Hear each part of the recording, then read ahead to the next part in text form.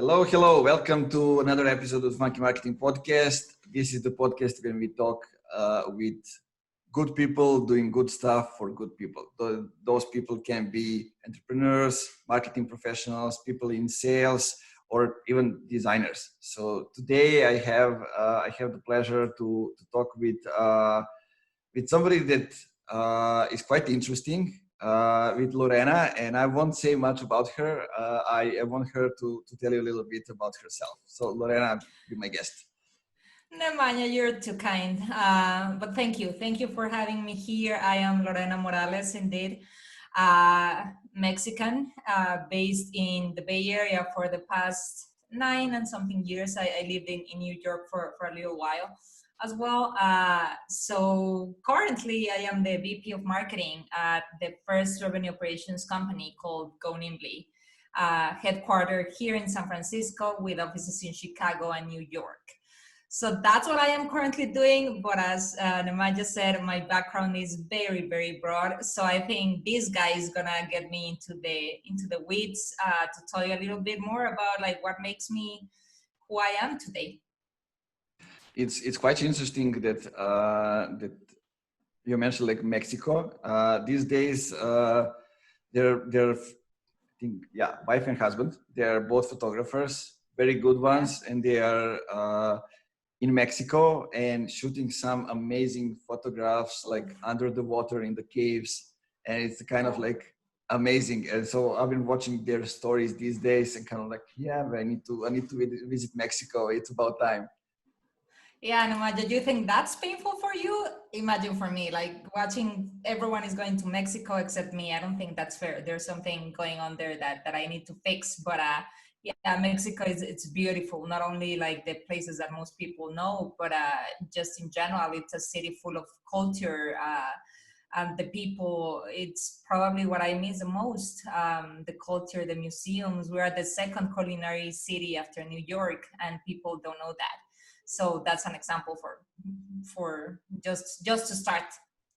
Yeah, nice. Food is something that I'm familiar here in Serbia. A bit different food, but also like we inherited everything from everyone, like 500 years under the Turkish Empire at the time, and then all the others. So we got all the flavors here in the center of the Balkans, and it's kind of interesting. So let's talk about the childhood. How did you grow up?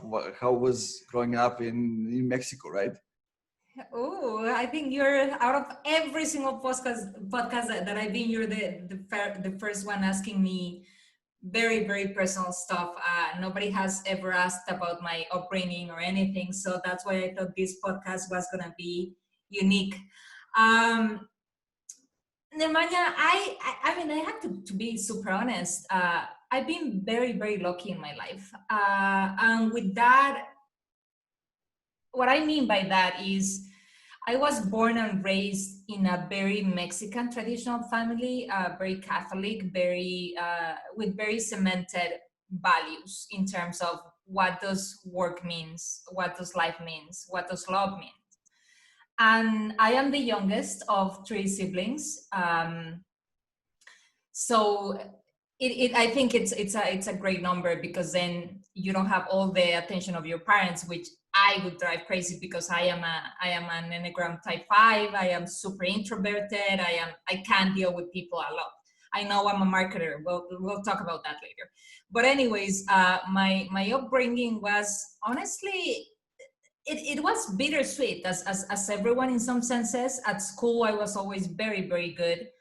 Unfortunately, kids are mean. They are gonna bother you for some reason or another. And I was actually very, very tiny. I was tiny. I was super skinny. Today, if you could meet me in person, you would be like, what? Because I am actually very tall now for the Mexican standard. And I was a lot bullied in school, but my family was everything to me. I'm very lucky that I was raised in that decade, because for me it ended in my house, right? Like it was like, okay, kids are mean with me at school, but that has an end. And then I come home with a very loving mother, especially. My grandparents used to live across the street. I had my siblings, very, very protective, all of them, until today. Oh my God, they are super protective. I am the first one that left home. And so I think I feel for other kids right now with the entire movement of social media and everything. I think it never stops. If you have the unfortunately the situation where kids are bothering or something, I feel like right now there is no escape from that. From me, it was, let's say, it was part of life, but the family that I got and the people believing in me and in my capacities since I was very, very young, I think inserted a chip in my mind that made me believe that I could become someone in life. And my grandparents is the same, very successful people. I come from people that understand success not only in business but in family. They stayed married for, I don't know, like more than 40 something years. My parents now are gonna turn like I think 30 something years together. So that's what I understand of life, you know, and that's what I try to make out of the one that I have now as an adult. Sounds like a good heritage to have. Like growing up, it seems kind of cool. Like I also, when I look back and look at my childhood, I'm kind of like didn't have much trouble. It was all nice. Like I was playing basketball and that kind of things, but it was all because I was like lulled in this environment. But when I look outside and I look out from this distance, like we couldn't travel outside of Serbia at the time. Like in '99, when I was like just entering the high school, like we were bombed, like all kind of things. But like it was the time for me when I played basketball the most. Like had fun with friends. We didn't go to school. I didn't even have the exam to enter the high school. They just looked at my previous grades and that's it. So it was kind of interesting. Yeah, for me grades were never a problem, but they are needed in Mexico, let me tell you. Like they look at your grades in order to pass to the next year. But school was never a problem, and I think it's a heritage that I carry until today. I believe in education more than anything in this life. So yeah. Yeah, I believe in education too. At least maybe not in the formal one. Like it's funny when I look back. Like I studied marketing, but I dropped out because I didn't learn anything about marketing. So I moved the other way. My background first 10 years working was in non-governmental sector. I was the youth worker. I fight for youth. I fight to save mountain villages from dying, like all kind of things. I was Wow. the facilitator and educated in the European Union programs, like all kind of things. And then I learned all kind of different things. And when I started to work finally in like marketing agency based in Canada, they asked me, what do you know about marketing? I said, I know just enough to start. I didn't know like SEO stuff and those kind of things, but I learned that. And in like 13 months, I became the GM of that agency of like 15 people at the time. Of course, you have the talents. I mean, if the people give you the right opportunity, there's no reason why you shouldn't succeed. Exactly. I just needed a chance to show the things that I learned. And I Exactly. didn't even know that I learned those things until I got the Hmm. chance in the right atmosphere to show it. So tell me how it was for you, like your first job, that kind of experience. How was that? Where was that actually? Again, very, very fortunate to have opportunities when a lot of Mexicans don't. Usually, the way it works in Mexico is when you are in college. The system education in Mexico, it's unfortunately, I mean, we have one of the best universities in Latin America, and it's public, but it's very, very hard to get in. Otherwise, your options are private universities that, of course, are investments from the family members to the student. And the way it works is at the middle of your bachelor's or college, you start working to start like growing that path. Unfortunately or luckily, I don't know, I think for me it was luck, or I was just too smart for my age. I decided to go into product design. So I studied industrial design, and it was a career that didn't really allow me to work because I was in the like in the room of the machines. I don't know how to call it in the workshops. Um, from literally, I had classes from 7 p.m. until 10 p.m. at night. So and doing stuff. So I think that the good thing for me is that my career taught me to literally second semester we were already producing things and functional things. So for example, we would like I created like a lamp and like and like furniture for the office and like other weird things that nobody needs to know, but like things that actually function from very early stages on your career. um, so I didn't work as soon as others. For example, maybe my siblings started their working careers earlier than me. And as soon as I graduated, I realized almost like you that there was this something inside me that I've always felt so fortunate that it's my job and almost my responsibility to give back a little bit. So my first job, even though my father doesn't count it as it because I was a volunteer, they didn't pay me anything, and I was actually paying a lot of parking and a lot of gasoline, etc. But I was a volunteer for Oxfam GB for a while. When the earthquake in Chile hit, I was in charge of like making sure that the people that were gonna go to help, like the first line people that they would send, they would be prepared with the right information, etc. And I felt in love with NGOs. I felt in love with Habitat for Humanity. I spent a lot of my time in there, both in Mexico, Argentina, etc. And main job was actually with a guy that was producing industrial kitchens, which was boring as AF. So that's when I said, okay, I know how to produce pretty much anything. I know how to do things. I know how to do services. Um, Now what? I don't know how to sell them. And Mexico is not a country that lives by design. By that moment, I was already I had came back from Argentina, and Argentina there's a lot of, for example, fashion design, a lot of them, and there's a lot of independent artists in the streets, in like you see art and they live by that.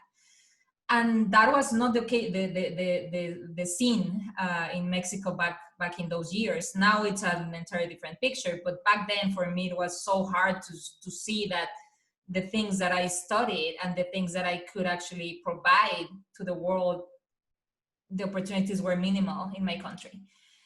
So I decided to go further and pursue graduate education. So I do believe in formal education a lot. I just actually applied to my PhD. I have also 2 master's degrees here in the US. So I'm the eternal student. It's not like Peter Pan, but I think I'm gonna be studying all my life. Yeah, I think we all are. That's something we can't avoid if we want to like stay relevant today. Like everything is changing so fast, and if we aren't up to it, well, we will be like easily slip to the sides. Like Yeah. this is just like being able to adapt and learning to love the changes. I think those are 2 of the most important things now, to just to survive, not to like do anything extraordinary, but to survive. Yep, exactly. And so tell me, what happened later? How did you actually ended up where you are right now?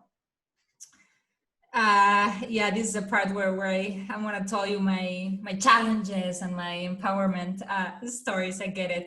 I do have some on my sleeve.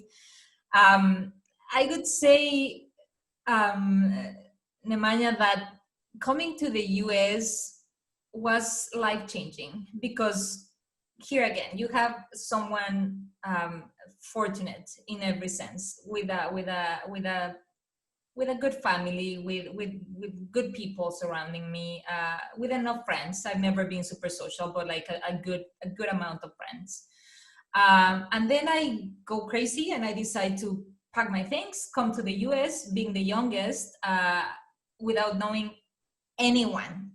And the thing with Mexico is like, yeah, you go to bilingual schools, sometimes trilingual. But the thing is, if you don't travel enough, or if your school doesn't force the students to speak the language, of course you lose it. And by the time I of course I had to do, in order to pursue my first master's degree, I had to do the GMAT and the GRE, which are exams that just in general Latin America, not only Mexicans, but in general Latin America, rates are very, very low. Like we are in the lowest of the scale, because of course Asia and other countries are, the way they understand problems and math and those things, of course they kill us. So it was very hard for me, one, to make it here, to come and say like, here are my results, I am capable of staying here. And I think secondly, I'm gonna fall into the cliche of being an immigrant, but no, I don't think this is what your audience is gonna be expecting, because I tend to try not to talk about the cliche of the immigrant in the US. My problem was a little severe and was very different from what I've seen in other Mexicans, for example, because I've been diagnosed with anxiety since I'm very little, and that shows in some areas of my body, and it showed in early stages as a stutter. So when I talked, it was a problem. Now imagine I come here and I don't even talk I mean, I know English because since age 3, I went to bilingual schools. So I know the nouns and I know the sentences and I know the language. I can say I can speak English. But you put me in an international school where you are talking business cases and all these things, and then my career exploded after that. I became manager very, very fast, and people trusted me very fast. So I needed to push myself 5 times more in order to not disappoint these people, because also my visa was in their hands. So I think my biggest challenge was language. It was a language barrier, not only in the sense that it wasn't my what did they say, motherhood language, but or my native language, but it was also with a stutter. So I had to take language therapy and language classes while I was here in the US in order to succeed. And then I've always been a self learner. So I also did a lot of work by myself without anyone knowing, not even my closest friends, because you like, your insecurities become kind of your secrets, right? And I believe you need to keep yourself a little mysterious to every single person in the world, because otherwise, what makes you interesting? Like, people need to keep finding things that surprise them about you. So I think that was my biggest challenge along my career. Luckily today, I overpassed that. The stutter still comes. It's something that is going to be with me all my life, but it comes in certain situations and it's triggered by certain things that I know how to control now. And funny enough, I ended up in marketing, talking to a lot of people and doing like a lot of podcasts. And so I had to find a way, and I think I did. And I would say that has been my biggest challenge. It's kind of interesting. Like I think a month ago, something like that, I was talking with a friend who told me like, how come you're like so confident talking in English and all those kind of things? I said I was always confident. I didn't always know all the words to come up with the sentences, like everything else. And I showed them the video. There's actually a video of my first presentation in English, uploaded online on YouTube. I think it's 2011, 12, maybe 13, I don't know, something like that. But um, I knew English just enough to transfer the message, and people can like actually figure out the story and everything. And it was about collectivism. I used like the warthogs as examples. Like when people hang out online, create a group event, they say they are going actually, but nobody actually knows how the wart pig looks like. They didn't go out to the forest, spend some time together, you know, like actually saw the pigs and then go back to the internet to talk about it. And it was interesting because the presentation was just before the lunch. I was the last one.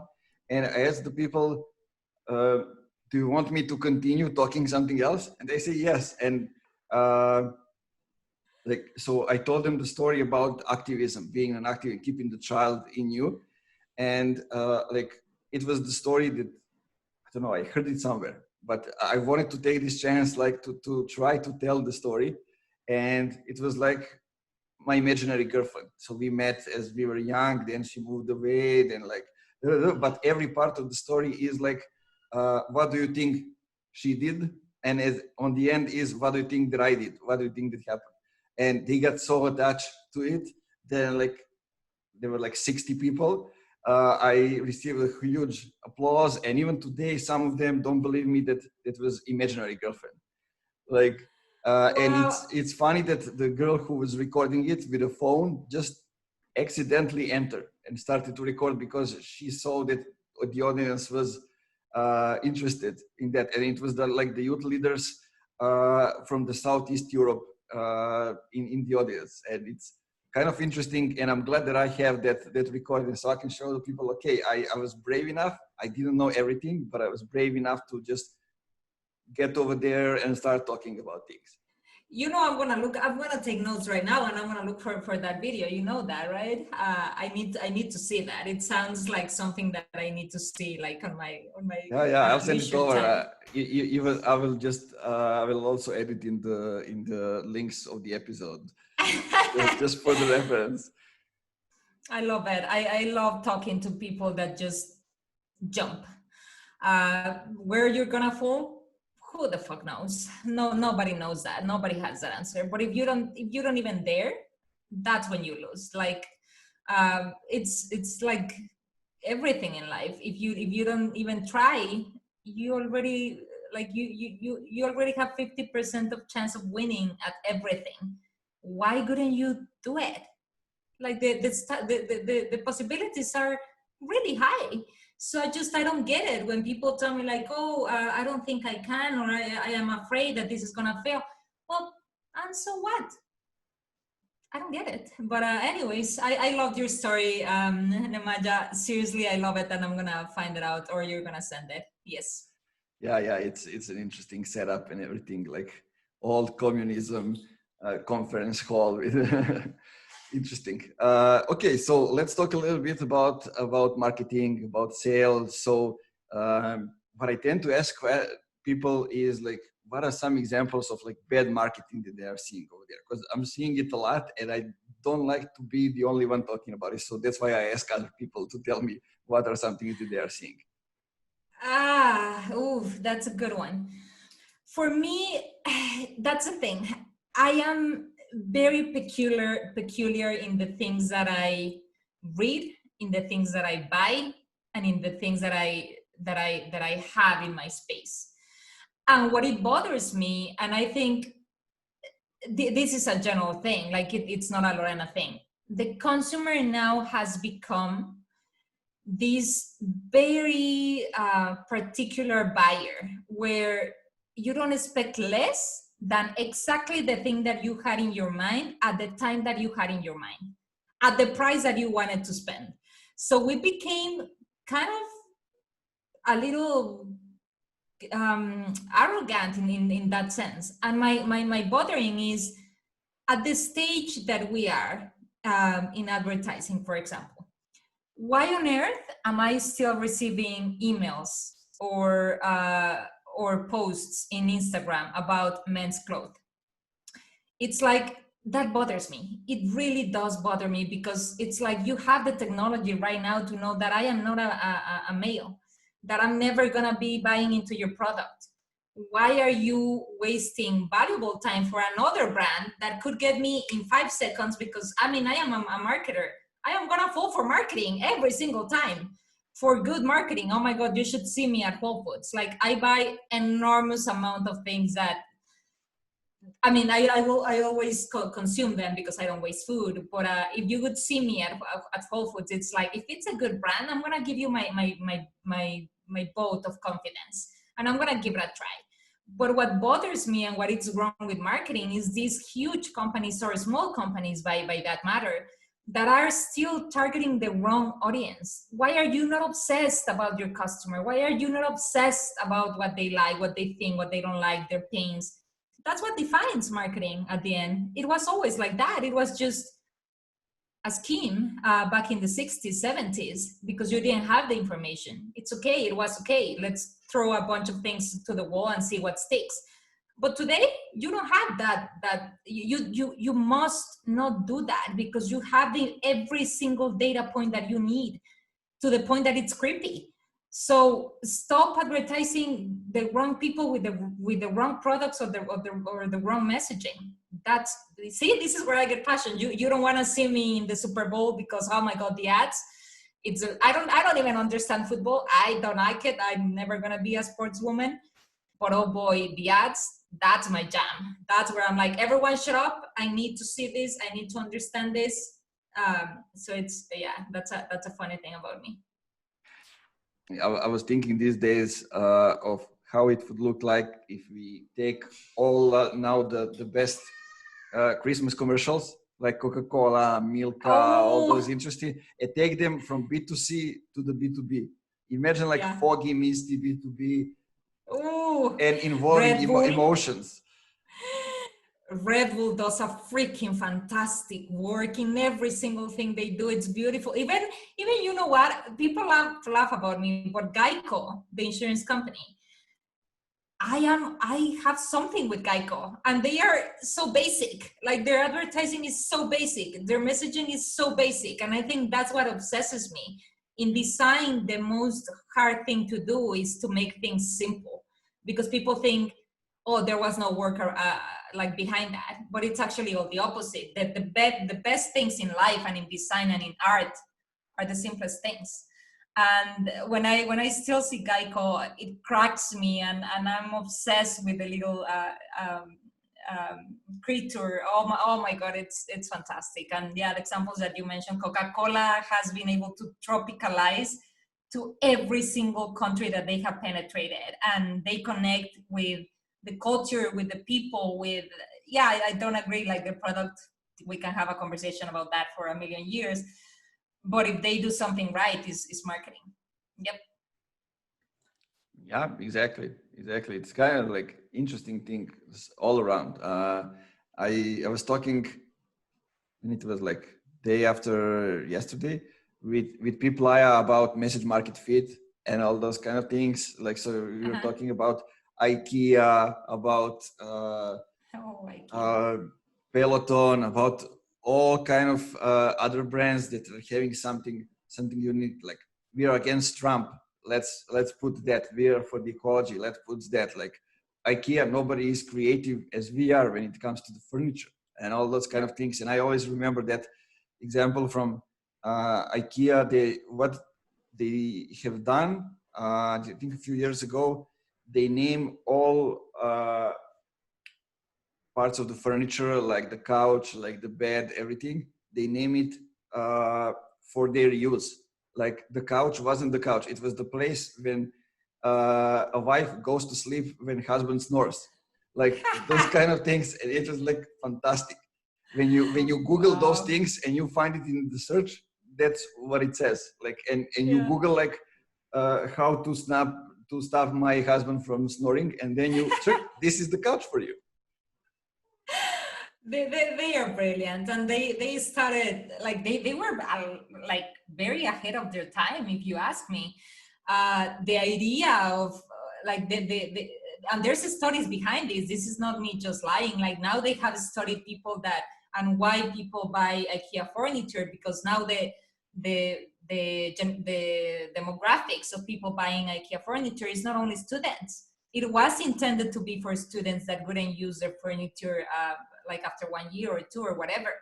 They started to change some of their product line for also other generations, because they understood that people assembling their own stuff gave them like a different kind of closeness to their things, or like this approach where like, oh, I don't want to get rid of that chair because it costs, like, it's not about the money, it's about the time that I spent building that thing.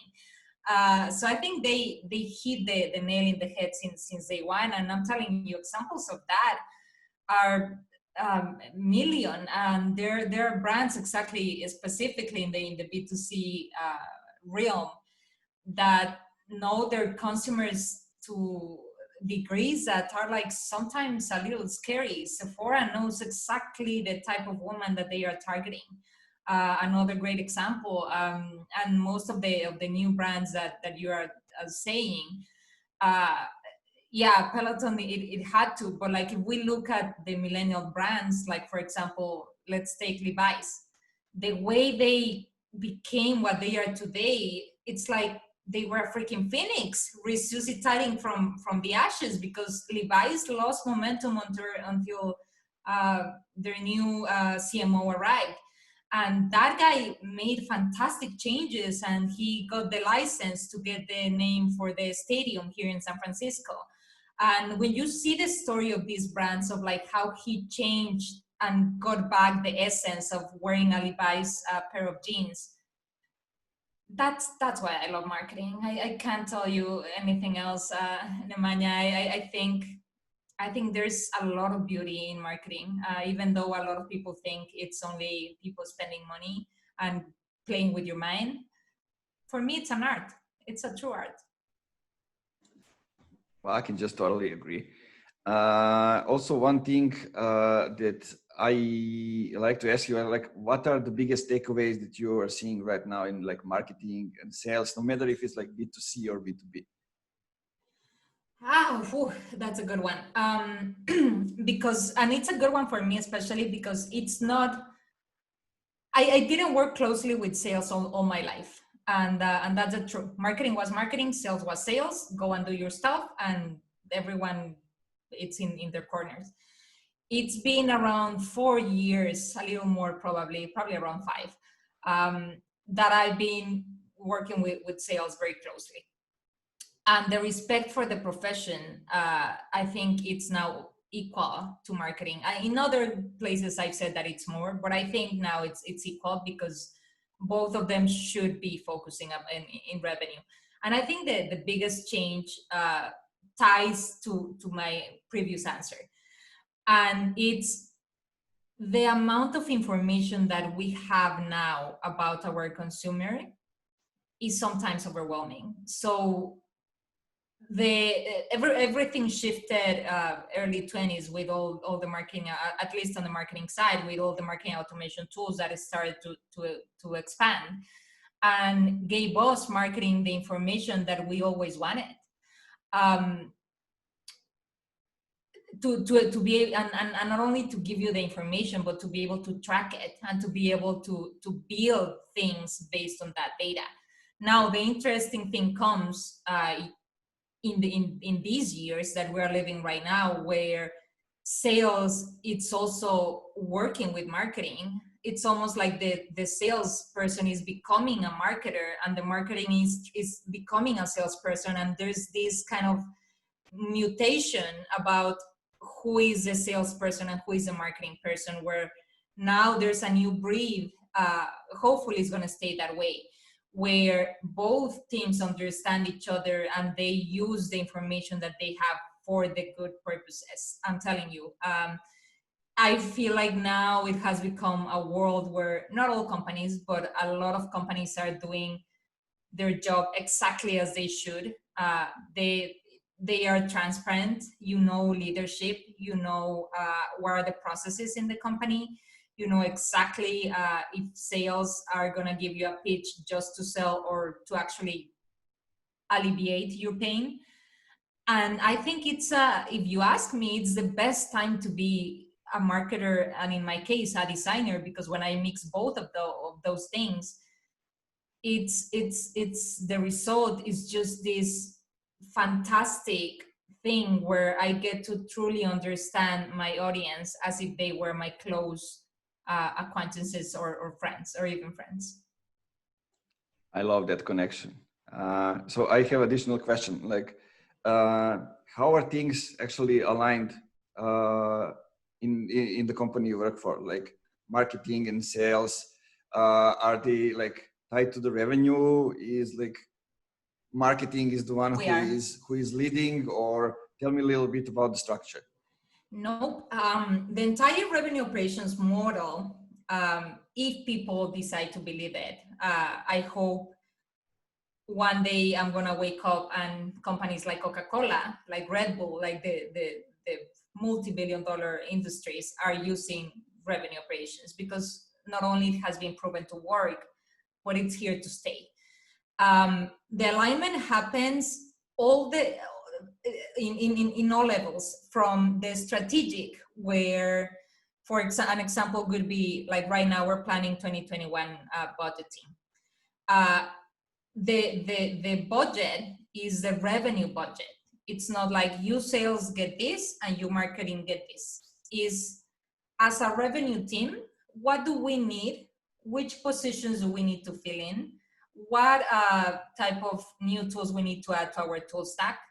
How we're gonna proceed with the new strategies on the GTM marketing, because I mean GTM that still belongs to marketing. So it comes from the strategic level to what you just said, to all the way to reporting. Every single person should be reporting on the same KPIs. In our case is pipeline creation and impact to revenue.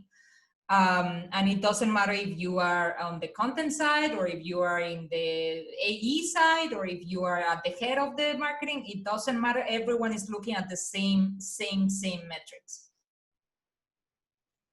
That's good. That's good. Because like most of our clients, like a marketing or communication person is the one who is like in charge, no matter if you call it like VP of marketing or CMO or however we call it. But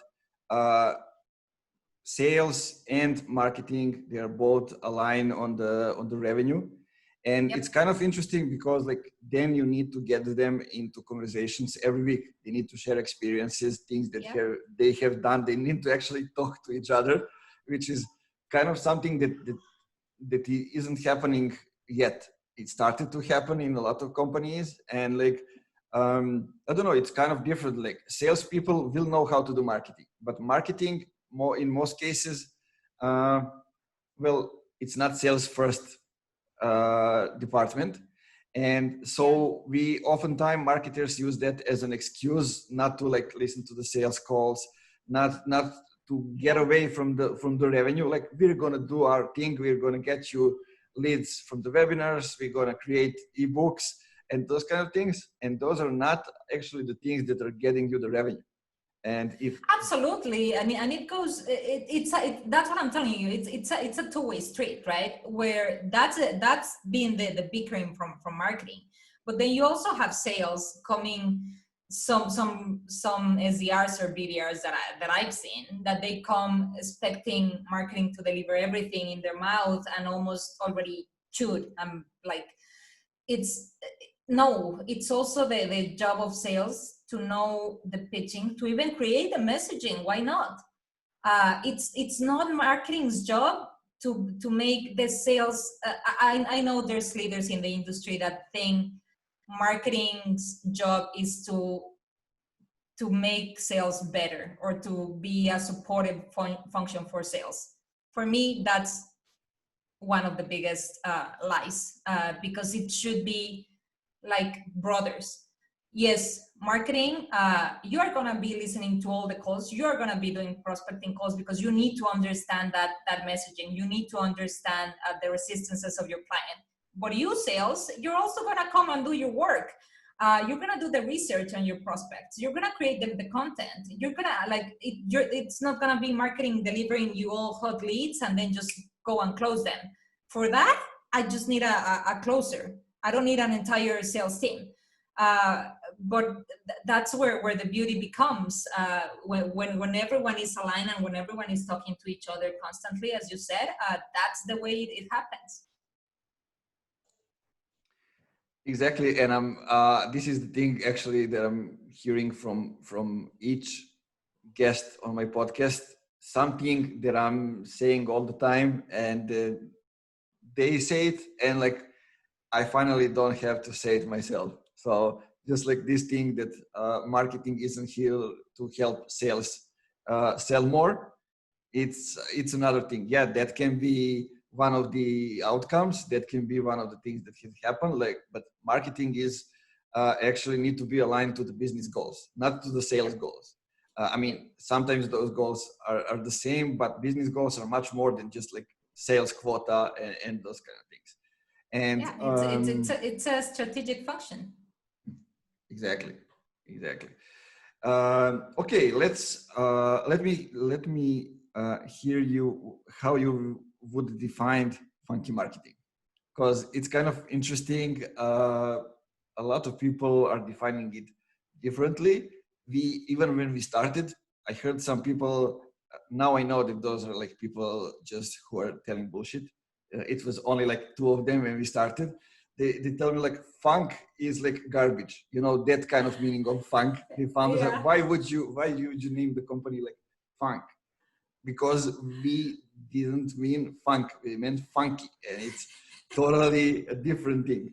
And So, so yeah, what would you consider, how would you define like funky marketing? what would be the BS in marketing? Oh my God.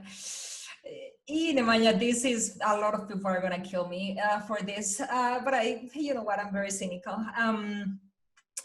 I think the biggest bullshit about marketing is how people in organizations think and execute on the belief that marketing is so easy and it's a fun department that everyone can have a very informed, according to other people, and opinionated um, item.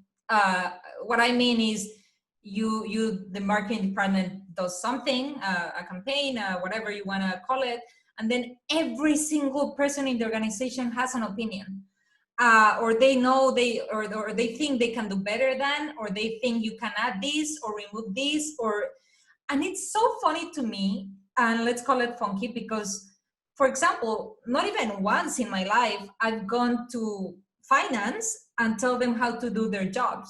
Never.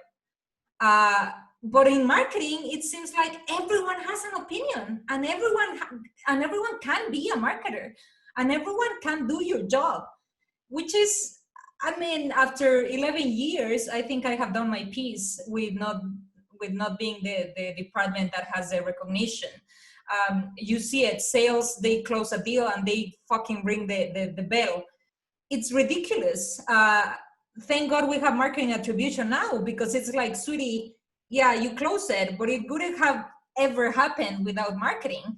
So maybe you can help me. I need a bell in marketing as well. And not because I need the recognition. I am a person that, I'm telling you, I was always kind of in the shadows and kind of being in the back end. I like to be the person in the back end. Even though the spotlight tends to be on the marketer. I think it needs to stop. Like, one thing is, if you have an idea, one thing is having an idea, bring them all to the table, because that's food for marketing. If you have an opinion, and if you have a better way, or what in your head seems to be a better way of doing things, save them to yourself, because there's a reason why you hire a marketer, and you should trust that that person has things under control and that their team are doing the best that they can. Otherwise, it's very bothersome at some point, because it's constant. It's not a one-time thing, and it has happened to me in every single company that I have worked at. Because again, you deal with things like brand, you deal with things like design, you deal with things like customer marketing, and there's always gonna, and I always quote Mark Robert former CRO at HubSpot, which is someone that I admire to the highest level. And once he told something, and it stuck in my mind, and now I was like, hell, that's true. And he said, if you give me two people and put them in one room, and you're gonna end up with four opinions. It is very true, and especially in marketing. I'm telling you, this doesn't happen in other functions of the organization. It doesn't happen in sales operations. It doesn't happen in marketing. I'm not gonna go to the Salesforce architects and say like, hey, I think you should do your job this way, because that doesn't make any sense. I trust that the person that I hire has things under control. Again, why everyone needs to be in marketing as like there's too many cooks in the kitchen, and that has been marketing historically. So I think that's the biggest BS around the profession, and let alone the thing that we have the least recognition of the entire company, because marketing can't demonstrate ROI in 3 months. Marketing is the department that is going to be seen as a cost first and then as an investment, hopefully. But the ROI, it's going to come later if you are lucky enough to stay with a company at least a year and a half, 4 years. That's when you're going to start to see your efforts and your fruits kind of becoming trees. Before that, it's really hard to prove things to the executive team. It is. They need to believe it, and if they don't believe it, sometimes, I mean, you can do things on the side just to show them the way it works, and they can give results, like small thing, and like, this is from your perspective, that how it should go and how it can be. But like in most of the cases, if they don't believe in marketing, then you don't have anything to do over there as a marketer. If you cannot actually market to them, also you cannot teach them. That's also the job of the person who is in charge of marketing in the company. They need to also teach internal team how to do marketing. I mean, you need to get them interested around your product, around your story, around everything else. That's why I'm saying, like, we stopped working with companies that don't have clearly defined values and culture and those kind of things, mainly because of the way we create demand, the way we work, but also the way, like, you cannot expect somebody to include their personal brand, their personal profiles into doing certain things for the company if it's not on their own. Yeah, they need to believe it, and if you as a CEO tell them to do it, that's not gonna cut it. They need to believe it before they come to the company. They need to get attached to the story, and they need to know where they belong inside your and the company story. Where is their place? Exactly, and you touch very sensitive fibers to me, because this is a topic that has been discussed in my organization, where I'm never gonna be forcing people to do things on their personal profiles. And it's been an ongoing conversation, because I mean, there's no, and this is proven, there's no better marketing than internal marketing. The problem is I cannot change people's minds, especially when you sell something as complex as revenue operations. It's a methodology, it's a service, it's something that it takes time to understand. I can't be the person to say it's in your job description to share everything that I can't be that person. And I don't think I will ever be. Like, if people are not passionate by themselves for the roles that they are playing in the organization, there was something wrong also in recruitment, because then they didn't understand the company, or they are not in the company for the right reasons, which is one of the toughest parts of marketing, I would say. Like, your clients, you already sold them, they already trusted you. But your internal people, it's really, really hard. And as you grow, it gets worse, because it's what I'm telling you. Like, a lot of people are there just to do their jobs, and that's it. They don't care about the values. They care about the paycheck, and that's it. And those people, you need to accept that not everyone is going to be an ally in your internal marketing efforts, and that is okay, and that it is what it is. And a lot of people don't understand that. Yeah, and I had this specific situation exactly when I first become the GM, because I was like the person who came the latest to the company and the first one to become the GM ever of the company. And there were a lot of people that weren't like very satisfied with that. There were a lot of people that didn't want to move ahead in their careers, in their jobs. They were just satisfied to come and work like for 8 hours and stop working. And I needed to understand that that's okay. If they are doing a fair job, that's okay. Not everybody needs to learn and move forward as I am. But also then me as a GM, I need to think if I want those kind of people in the company. Is that aligned to what we as a company want to achieve? You know, it's all connected. Every little dot is connected with it. And I've been in the situation that you are telling me about in the previous companies, and I saw the way things can be done and the way things can be done. So now I'm going in a different way, and I learn a lot of things. And that's why, like, what I'm trying to do right now is like trying to get emotions, feelings, people first in B2B, and kind of change the whole narrative, because like it's not changing if somebody don't go in there and actually change specific things, move things on the board. So tell me. I think enough talking about business. So what are some things outside of the business that we don't talk enough? I would say mental health is fairly open, at least in the US. Parts of America, Central America, South America. But I think, honestly, with the pandemic hitting Nemanja, I believe we're gonna hit the hardest and probably the toughest mental health stage or era, or whatever we want to call that, in the human history. We are becoming very clumsy again. Social skills, I've said this repeatedly, they are a muscle and you need to exercise them. And when they take them away from you, a lot of problems are going to happen, and companies are not talking about that enough. I mean, I could also say immigration, but that's kind of a cliche coming from a Mexican in leadership and whatever.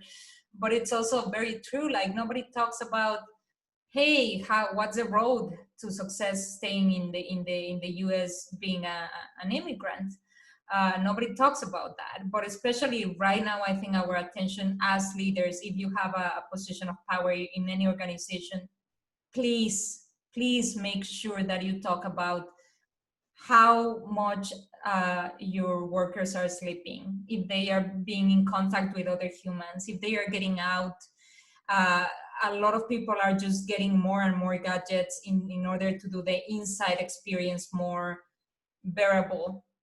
That's not the way to go. This is not the time to binge on Netflix and eat whatever you fucking want. This is not the time, because the time where we find hopefully our new normality, the world is gonna need strong humans. And by strong humans, I mean, it starts with your mind, and it starts with, yes, with your body as well. So if you have never treated your body well enough, in the sense of like what you eat, if you exercise, if you sleep, like those things, start doing it now. Start making company programs to make this happen, because it's not about, hey, buy another TV, buy another video game console. That's gonna destroy you, and we are gonna need to be there for each other. So what I wanna be around humans that are anti-fragile, and that have succeeded in, you know what, it was tough. It was tough, so far a tough year. I don't know if it's gonna be tough years, but what I wanna be and what I hope for is that when we come out of this and we go back to the concerts, please God, or to any type of social interactions, that we are around strong humans and around people that that are healthy in their minds and that they feel, if not happy, because that's a very subjective definition, but I want to be around confident humans.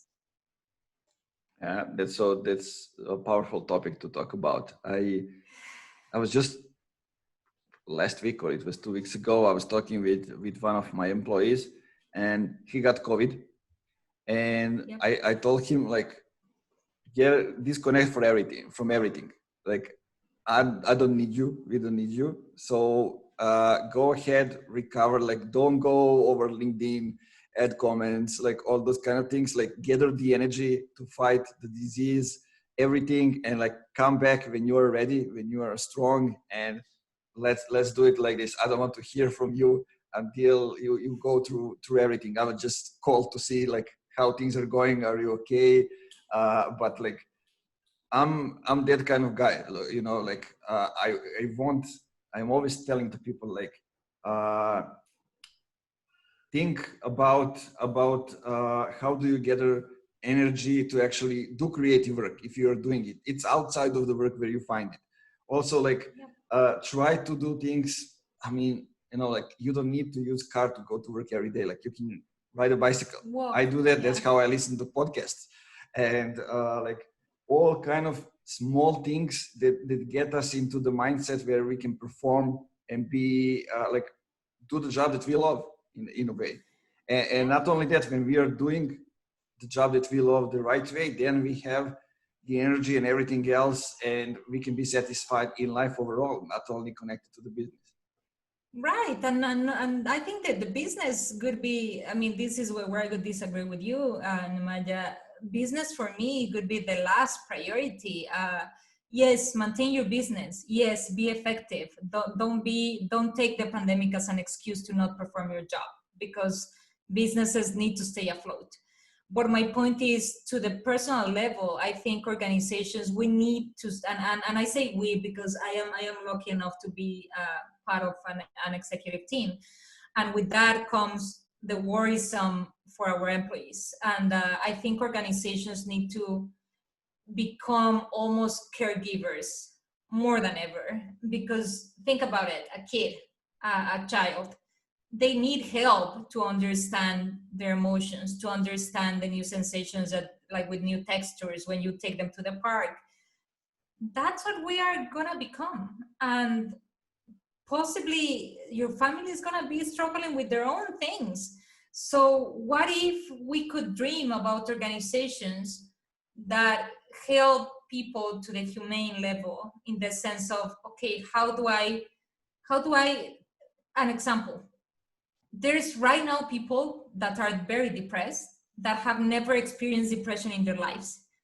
How do they even label them? How do they manage that? They don't know the feeling. It's something unknown. uh, for me, I'm telling you, I've been dealing with mental health issues. I mean, not issues, because for me it's actually a propeller. It's my best friend, my anxiety. But what about the people that don't know, that they don't know where to go, they don't know who to talk to, they don't know what to do, they don't know that it's okay to perform 80% of your capacity because you just feel something inside you? We don't talk about that. Nobody cares about that. And organizations are gonna need to be that place to go. If you want employees that are still effective, you're gonna need employees that are in the right, that are sane, that have their sanities. So yeah, it's a topic that I'm very passionate about. Unfortunately, not a lot of people are. So I'm happy that you provide me this space to say that. Yeah, we're both passionate about it, and we agree on everything. We don't disagree on none of the things.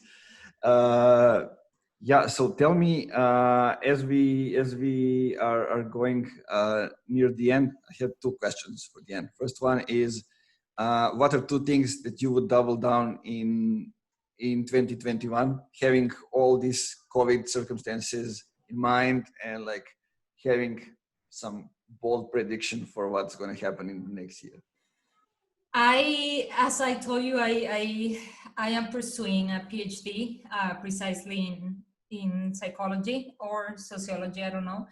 And I am doubling down on understanding more on how to help my teams and the teams of any organization on going back to that new normality, because I know for sure it's gonna be tough, and I know we're not gonna be prepared. So I am someone that has done introspective work all my life, simply because I've been very solitary and very in myself, and I'm very comfortable being alone and like that type of thing. And I think 2021 is gonna be the opportunity for me to open that side that has always been hidden because I didn't see the need. And now I want to double down on that. I want to double down on creating um, safer humans. Sounds good. Do you have any message or anything you want to say for the end, for the audience, that we might missed or we didn't talk about, or just something that you want to recommend to the people? I think we covered plenty, but I would just reinforce the messaging on if uh, if you're feeling that you are not as productive as you were 1 week ago, 5 months ago, 1 day ago, be compassionate with yourself and understand that it's totally okay. Just be sure to talk to your manager and say the things that you are going through. That would be my biggest advice, not for people in SaaS or PaaS, but for every single person that is lucky enough to keep their jobs. Be transparent about it, and and that's it. So be my guest and tell people where they can reach out to you, where they can find more information about you, have a conversation, engage, whatever. Of course, they can find me on LinkedIn, Lorena Morales, and then my Twitter handle is @MoralesLorenaSF. I'm always available. Just shoot me a message, and I will be happy to talk about anything that we cover here or other things. Thanks. Thank you one more time for taking the time to join me here and to have a conversation about these different topics. Namaja, it's been my pleasure. I know for you it's late. I am very happy that for me it was 6 a.m.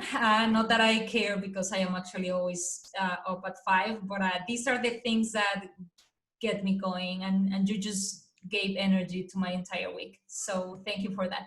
Happy to hear that. Thank you.